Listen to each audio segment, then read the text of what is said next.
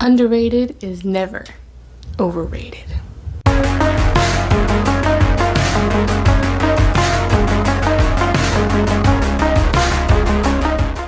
Hi there, welcome to my channel. My name is Crystal and this is Books Forever After, where I sit on my floor, we talk about everything and all things books and nothing but the books.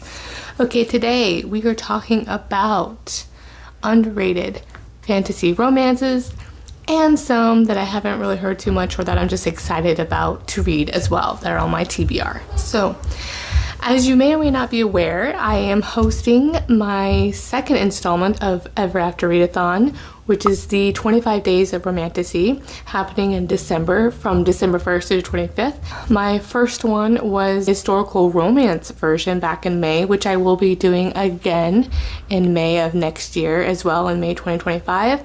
And I'm really looking forward to doing this one. As you know, historical romance and fantasy romance, or aka romantasy, are my two loves. So as a Gemini, I have a split personality, I guess you could say, or just split interest, genres specifically. Those are my main ones that I love the most. So yeah, so let's get into this one. So now I have a list of a mix of YA and a mix of fantasy romance and whatnot. And so as I was planning this video, I had actually meant to do this on Friday, November 22nd. However, your girl had a flare-up. So when that happens, I am out for a few days in pain and just recovery, and then my mental health goes down a little bit. So I'm definitely never really in the mood to be in front of the camera. So I am back and gearing up to host this readathon. So as always, I will link my announcement video down below. I do have some co-hosts as well, and so I have all that information in the announcement video. So I'll link the announcement video. You can go to that and watch it if you're really interested in joining us. So yes, so this is what I have going for here for this week. The focus for this week for my content is going to be some recommendation ones. So I don't have too many that I was looking on here. So I have a lot of on my TBR that's on a longer term, and then I have my TBR that I'm creating for the readathon as well.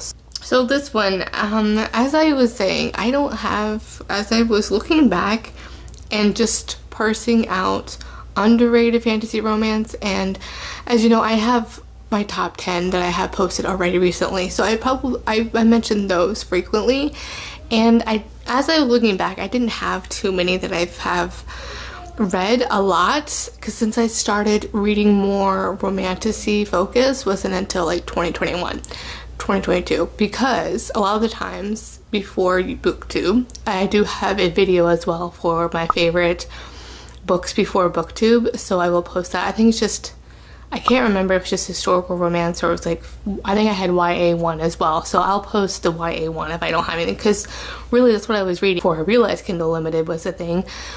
I was really reading YA fantasy or YA fantasy romance at the time. So I really liked the romance part of it, but I wanted this epic world as well. So that's where this fantasy romance kind of came in, and then specifically romantasy, where it's kind of split with the romance and the plot. That's my bread and butter. So that's kind of what opened the door. It was intriguing me, because I feel like with fantasy, you either go romance or you go just epic, just straight fantasy sometimes, or sometimes nowadays it's a blend as well, because you know, moods change and what you're into changes, and it changes for me even just not even throughout the years, but just throughout the month throughout the year my mood will change. So right now I'm not reading too many historical romances because I'm really into dark, gothic, and fantasy romances as well. So it's just, that's what my mood is in currently. Now, before I went off on my tangent, so these ones, as I said, so these ones are older. Maybe you've never heard of them. Some of them I've read recently-ish, but I don't really hear too many talk about on BookTube. And some that I'm just, you might not have heard of them, that I liked enough, but maybe you'll be even into it more than I was, and such like that. So everything I have, I have a few here that are 3 stars that I'm like, even though they're like middle of the road for me, I still really like them. And one of them, I went through all the same series. I was just so, there was something that was keeping me going and picking it up, even though it wasn't like a 4 or 5 star for me. So those are those kind of books that they're just fun in the moment, and that's okay. And but they're still something you would recommend for a good fun time, right? So I have 10 here, one kind of like a bonus because I really don't have anything like it on my TBR that I'm thinking of. So you'll see when we get to it. Alright, so the first one, I have a couple of YA. This first one is called Spellbound Lies by Catherine Downen. Now this is a Beauty and the Beast retelling, which was with a twist of like a Mr. Jekyll Hyde twist. So really interesting concept, I have to say. And this is an indie author. This is not, from my understanding, on Kindle Unlimited. No, actually is on Kindle. So this one is on Kindle Unlimited. Now book 2 is out already. I had read this, I can't recall if it's going to be a duology or trilogy, but I think it's just going to be a duology. Don't quote me on it. I had read this as an ARC on NetGalley actually, a couple years ago, and oh gosh, back in 2022. So yeah, 2 years ago. Following this girl who is a baker, and she has to deliver this, she has to like help deliver at this like event where all these women, the ladies of the court are coming to vie for the prince's attention, to try to get his attention so that they, you know, so they can be his queen. Well, as she's leaving, she realizes when she gets home that she had left something important to her. And so she goes back and she meets this kind of Mr. Jekyll kind of, or Mr. Hyde kind of person. And so because of that, she's kind of swept away, and because she knows too much, what she discovers and about this curse that is happening that the people don't know about. Now, I have to say it was really interesting. It's definitely more on the mid YA kind of age, and I definitely liked the Beauty and the Beast aspect and that uniqueness of the Mr. Hyde, Dr. Jekyll kind of scenario. And there are witches here as well. The only thing that it felt a little bit too long for me, and also I couldn't really narrow down or grasp down the setting, which to me, I know this is a newer author as well, but and I think this is like her first fantasy romance, to be honest, as well, which is pretty impressive for a debut. It was just, the setting was kind of weird. It would have this setting of horses and carriages, but then talk about jeans, and that threw me out because I was like, okay, all of a sudden now they're wearing jeans, and now I'm thinking some sort of weird picture clean like CW kind of thing, and I'm just like, it doesn't mesh with that. And I tell you, I don't know why, but it's just like a nitpick thing for me. And so I do have the second book that was sent to me as an ARC, so I don't know if I'll read the ARC. I don't, and it's called Banished Tides. So I don't know, I mean, if it's been a while too, I feel like I would have to reread. I mean, to be honest, I still know, but to be honest, I do really, like, it's still very clear to me for the most part. I would probably want to read like what I usually do instead of rereading a full book would be to read like the last 5 chapters or last few chapters to kind of refresh my memory, because I can still really recall a lot of the plot even 2 years later. So that's why I'm calling it out in this video, that if you're looking for a YA fantasy romance that is a Beauty and the Beast retelling, and it's very fairy tale-esque, I think you would enjoy this.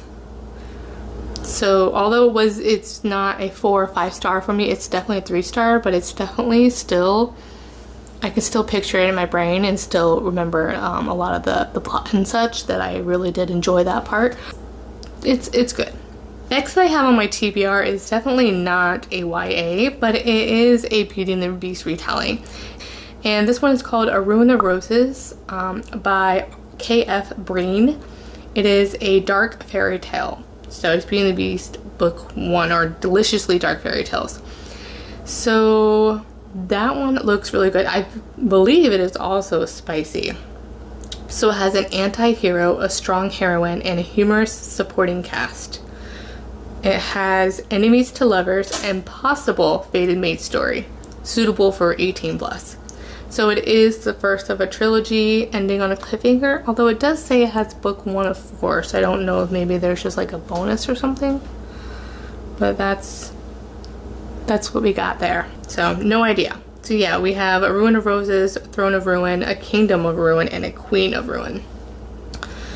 But all of these have like 4 stars or higher, so that's pretty impressive. I think the first one has 4.3 on Amazon and a 3.8 on Goodreads. So that's not too shabby.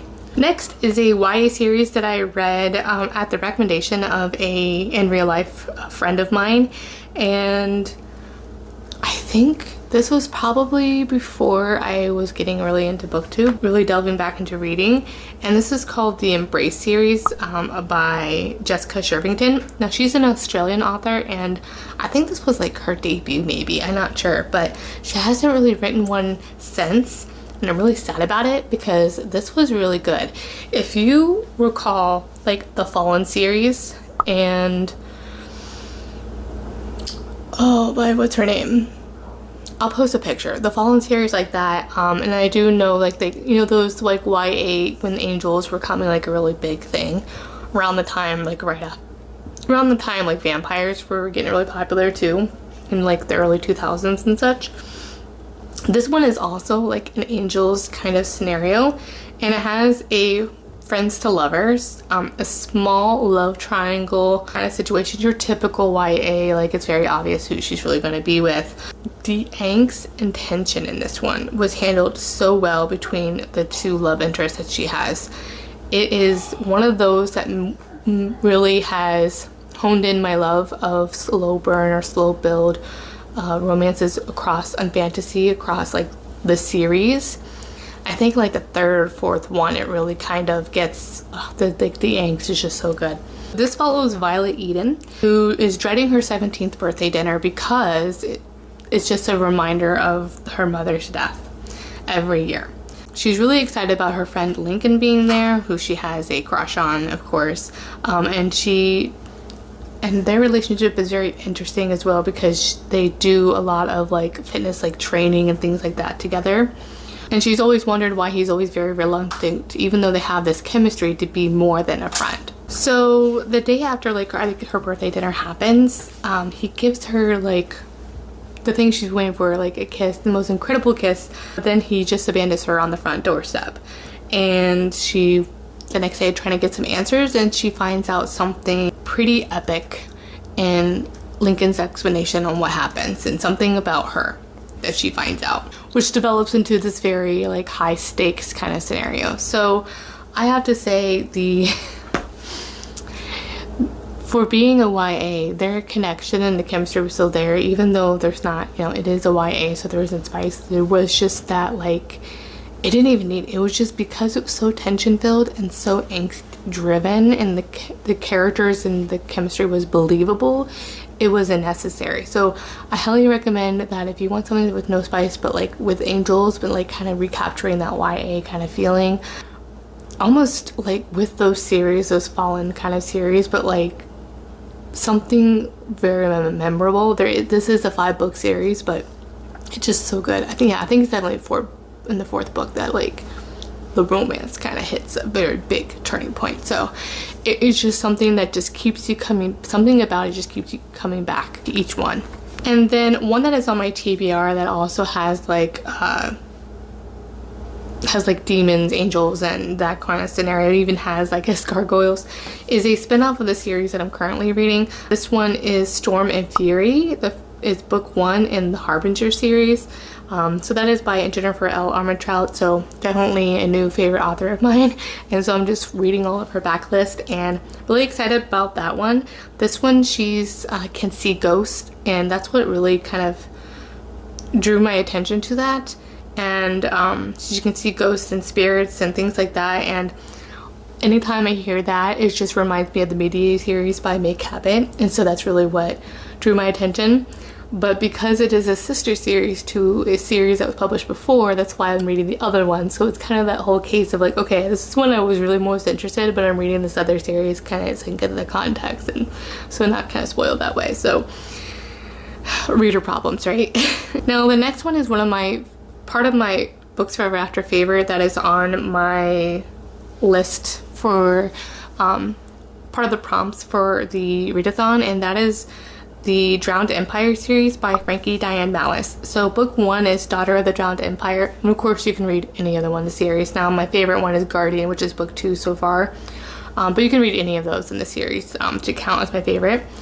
Even any of my favorites of like my top 10s that I mentioned in my videos. But this one is I've already talked a little bit about it, but it's a historical fantasy with Greek and Roman myth kind of elements, some Egyptian elements as well, which I really liked. And it has a little bit of like those kind of crossovers between, as you can tell by the picture of the cover, water is very an element. So it's kind of that Drowned Empire, which gives you that lost city of Atlantis kind of feeling, but with Egyptian and Roman elements. It's a very unique world that is really interesting. It has seraphim and griffins in there as well. They use griffins for travel, and griffins are also a big part of the imagery as well, especially in the quotes and the importance of that, of freedom and things like that. Now this one follows Liriana and Kyle, which is, Liriana is kind of, the political sphere is very interesting, but it's still kind of I always forget how exactly it works, but the author does a very great job of listing like what the roles are in the beginning of the book, and in each book, so you don't have to reread, she gives you a great recap if you don't want to have to go back and reread. So you get all the context of things that you missed, like, which I wish authors were doing that a lot more nowadays. I know they do it a little bit in like YA. They'll give you kind of like during this, like the internal dialogue of the main character, kind of going over what has happened so you can kind of remember. But this one, she actually gives you a recap before you start the book so you can remember like what had happened, and I think that is freaking amazing. But anyway, this follows where magic is, everyone has magic in this world, and you either become a kind of like a mage or you become like a Soterian soldier, and each of these require magic. So with soldiers, it kind of, the magic, it gives you more kind of like more strength and power in your muscles, and the magic is within your body. And with mages, of course, they can do magical things and spells and things like that. Now what has happened in this one is her father holds a big seat of power for this region, and when you turn a certain age, you or basically have, it's kind of like in Harry Potter, like the wizarding hat. It kind of helps develop whether you can choose, I believe, or it chooses for you whether you become a mage or Soterian, and it kind of reveals what your magic like power, kind of like what your magic is. The forbidden magic. So there's 3 forbidden magics that you cannot have. So when it's discovered that someone has this forbidden magic, they are essentially taken away and assumed, you know, that they are killed. So with that being such a very high stakes, what happens when someone in the seat of power is discovered with that kind of forbidden magic? And lo and behold, for her, when it's her turn, both of her sisters kind of go through that, but her cousin happened to her, and a year later both of her sisters were discovered that they have a forbidden magic, unbeknownst to anyone else. However, her father had covered it up. And then the year after, I believe the year after that, it's discovered that she doesn't have any magic. So when you don't have any magic in a world that requires magic, she's kind of ostracized and given this task to become like a Soterian soldier, and has to train and fight like a soldier. This big trial and test that she has to forego. If she doesn't pass that test from, I guess he's kind of like an emperor kind of person. She basically is going to be out. A lot of high stakes. Each person training Soterian gets paired with someone else, and this kind of connection is very magical. And however, with this connection as well, if you cannot have a romantic connection, so if it's discovered that you have a relationship, highly forbidden. So of course Ryan becomes who she has always had a crush on, which is a connection to, but kind of like a very animosity thing. You don't know what had happened before. And all of this as well is there is these creatures that they are fighting, these very grotesque creatures that are, I don't know how to phrase it, but a bastardization of these people that have turned into them, which were turned into from people, so from soldiers, from mages that have been, for some sort of reason, have turned into these creatures. A lot of tension. It's very good. I think the fourth book is coming out in February, so I'm really looking forward to that one. That is called Warrior of the Drowned Empire. So I read all of them except for Lady of the Drowned Empire, which I believe is like the third full-length book. So yeah, looking forward to that. So I don't know. I think I'll probably read Lady of the Drowned Empire probably in January, but who knows? I'm such a mood reader that maybe I'll read it during the readathon. I don't know. On my TBR is called Between Life and Death by Jacqueline Cott. I haven't heard anything about this. I've seen it on like Instagram and a little bit on Book Talk when I was on Book Talk. I'm not on there anymore. But yeah, it says Best of Book Talk on there. So far it looks like there's 3 books. I think it's gonna be a 4-book series. I'm not sure. But normally, in general, as you may or not know, I'm a completionist. So because there's just so many books out there, I usually keyword, try to only start books that are going to be publishing the last book soon or is a complete series. In general, that's kind of like my thing. This one is very similar to the last one because it has forbidden magic, meaning that anyone that possesses magic is basically killed or has a death sentence. It means a death sentence to them. This one says that those that are labeled cursed by order of the king, they are cleansed, which is a horrific event utilizing a hot, hungry pyre and a iron collar. This one follows Sage, and when her brother is conscripted for the war, she's forced to trade in her cozy, peaceful life and join the cursed rebels to get him back. But it seems straightforward until she meets the leader of the cursed rebels, which comes with a lot of dark secrets, and it kind of goes from there. It looks really good, and it's just one of those that's definitely on my TBR. That's more further, it's not my immediate TBR, but once I finish my other series, one of the series that I definitely want to start fairly soon. And it's definitely on my radar for sure. And let me know if you read this one. I haven't heard too much or anyone talk about it too much, but it has 1,800 ratings and it has a 4.4 ratings. Now the next one is called Blood and Steel by Helen Shorter. It's one of my new favorites, and it's also one of them on the asset selection for the readathon for that you could choose for one of my favorites, books forever after favorite.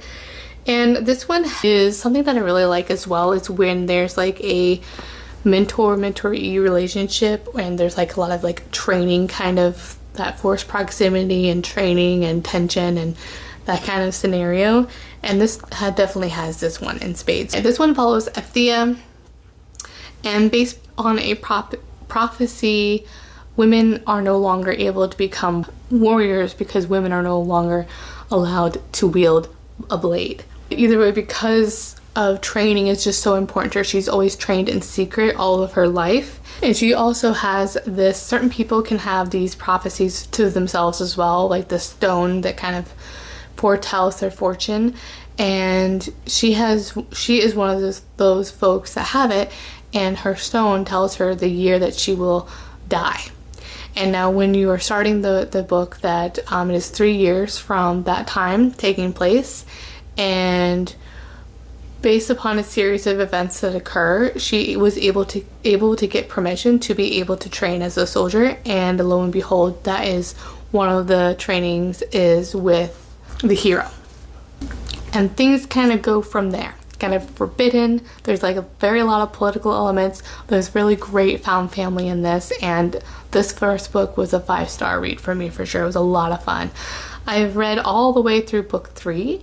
I am reading the prequel novel before that kind of follows a character that has shown up in the book 3, so I want to get a lot of context before I start the final book. It's definitely a very good series, and I believe this is the author's first adult romantasy. I know she has published YA romantic fantasy as well, so you might want to, if you're interested in more of a YA version, I would recommend checking out her other YA.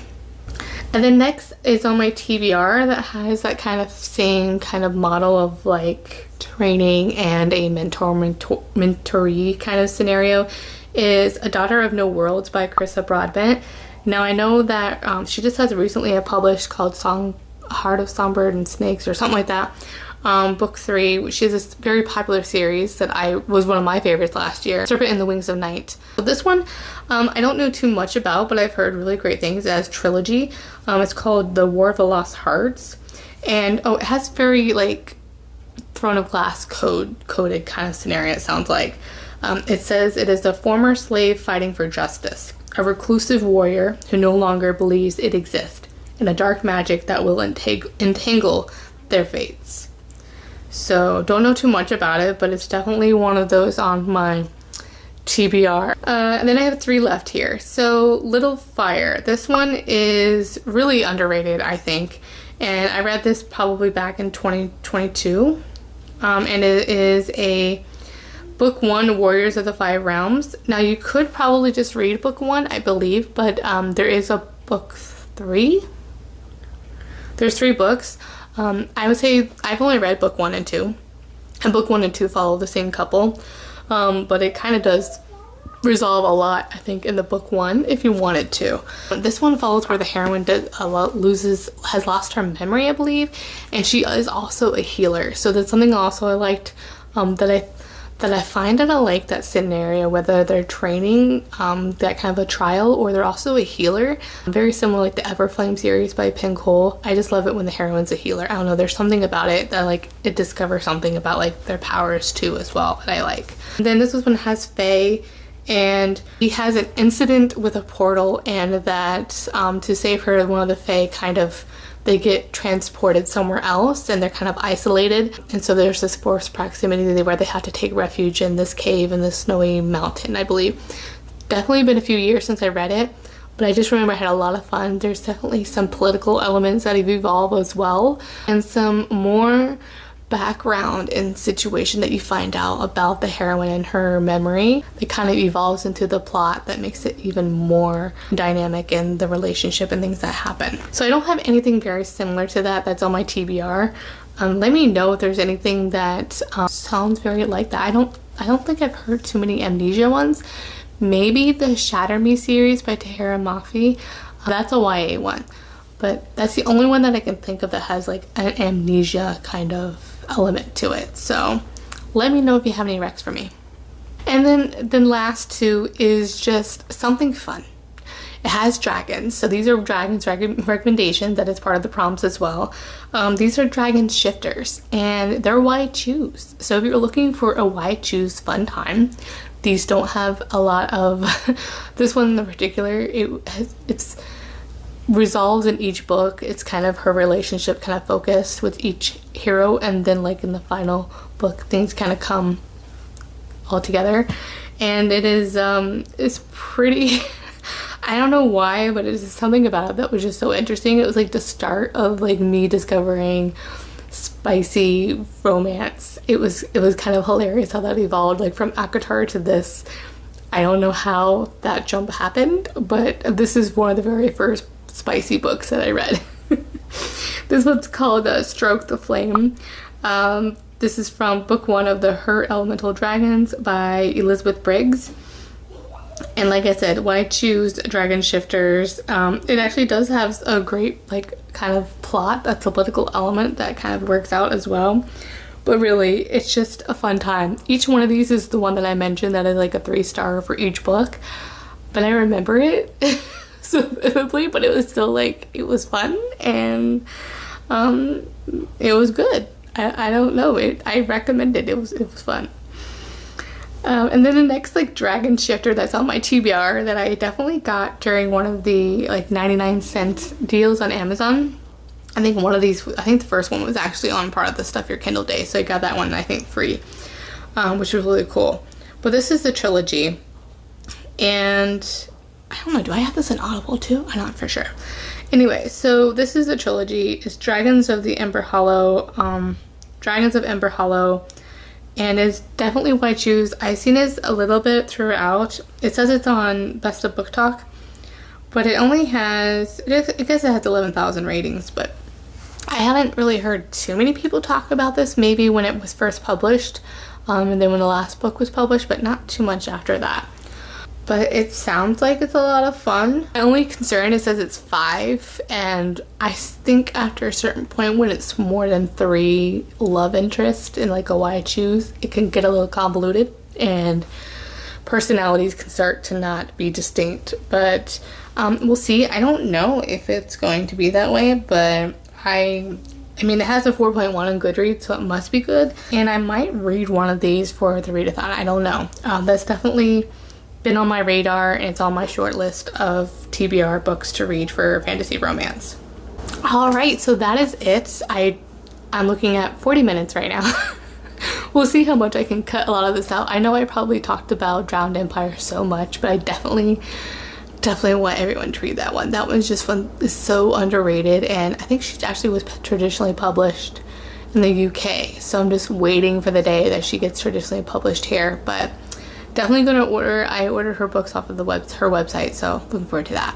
Alright, well, that is it. Let me know if you have heard of any of these books, if you've enjoyed any of these books that I mentioned, and if you have any recommendations for me, especially on something like Little Fire by Holly Mans. So I need some more amnesia romantasy. That's just one of those tropes that I like it when it's done very well, but I just haven't seen too many.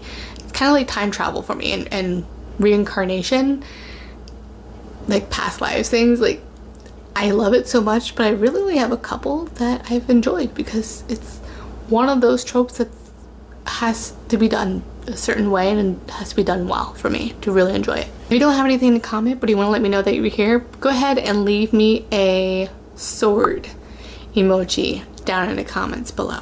I will link everything down below, my Goodreads, my Instagram, and my Amazon wish list. I also link, as I mentioned, the announcement video for the readathon. If you still have time to join it, you can join anytime during the readathon. It doesn't matter at all. We will be having a live show on Saturday for a kickoff on November 30th at 8 p.m. Eastern Standard Time. So look forward to having you there. I'll have all those details down below as I am rambling. Alright, thank you for watching, and I will see you in the next one. Bye.